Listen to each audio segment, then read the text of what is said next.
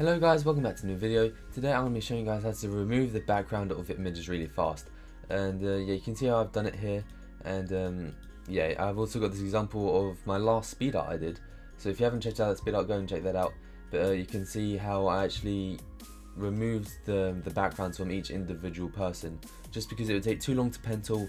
And yeah, if I had to pen tool each individual person, it would have taken a long time, and it probably would have been a very boring speed art. But yeah, if you do have the time, if it is only for one person, then I would probably just recommend pen tooling it, because nothing's going to be more precise than your pen tool. But yeah, but if you are doing multiple people or multiple things you have to cut the background out of, and then this technique would be good for you.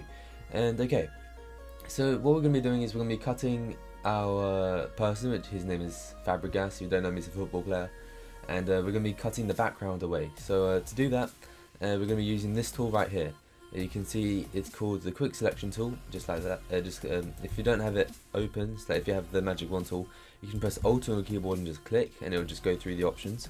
Or you can just click and hold, and then it'll have all the options right there. And yeah, so you just want to select him. So you just want to left click, and then you can just select, or you can make your selection. But as you can see, we've made like you can see that there's a lot of access. Well, when you do select, you can see it comes out like you select more than you want to. So what you want to do is press Alt on your keyboard, and you can then the icon on the little circle that we got turns into a minus, and then that's where we can minus our selection. So if you can just keep going around, getting the areas that we want, then once you let go of Alt, it will go back to plus, and then you get the other areas that you'll need. We don't want this area right here. Okay, that's good. We want his finger, and you just really want to look around the outside, making sure that you're getting everything. And yeah, you don't really worry about that little fragments of hair, because we'll be able to get that back a bit later on. So yeah, so now we've made our selection. Again, don't worry about the hair, because we're gonna get that back. And yeah, so now what we're gonna do is we're gonna press Refine Edge. You can see in the top corner up here, just press Refine Edge. And now you can see that the red is basically showing us what's going to be removed. And yeah, so you can mess around with all these options. I like to use Smart Radius, can work sometimes.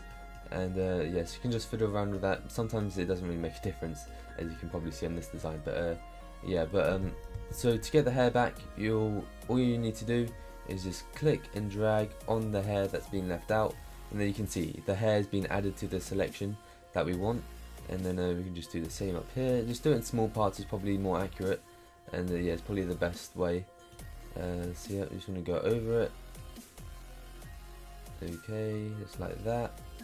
And you can probably see that you get a little bit of red in the hair. Oh, if they let me scroll up or move up. But yeah, that's because it is kind of going into the hair. The selection of where we're going to be deleting is kind of going into the hair a bit. And so yeah, hopefully you can see a little bit of red in there. But I'm going to teach you how to sort that out as well. And so yeah, your smoothness is basically how smooth you want the edges to be.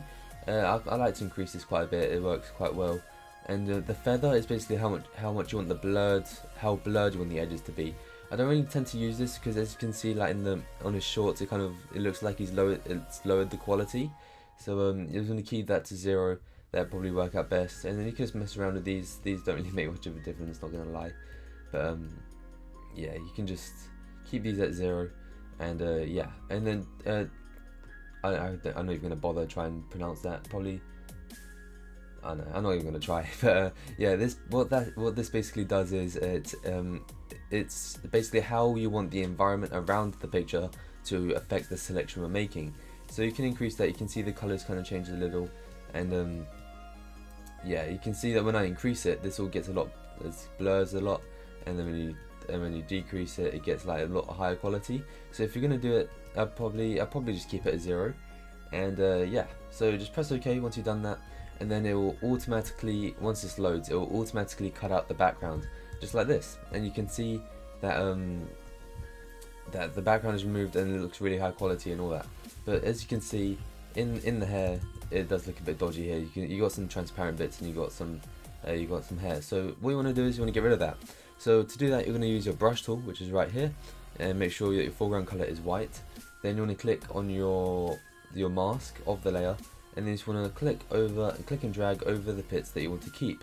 And as you can see, we've now like kept the hair, and yeah, you can go into finer details just by making your brush smaller as well. And yeah, there we go. We can see that we've fixed the hair, and I think there's a bit more hair at the front that needs fixing here as well. So we can just go over this, and yeah, if you do mess up, you see I've got a bit of black on there. You can just press Command Z, and that will undo, and then you can just redo the brush, and yeah, that's perfect. And as you may see, like you get a few jagged edges on sometimes, not all the time. And yeah, so to fix that, all you're gonna do is use your eraser tool. I'll probably increase the hardness to about 70 or 60, and yeah, so we'll just wait for that to load, and then we can just go across. Actually no, we're gonna increase it, we'll try 100 actually. So yeah, just change it to 100, and then you can just go across just the jagged parts.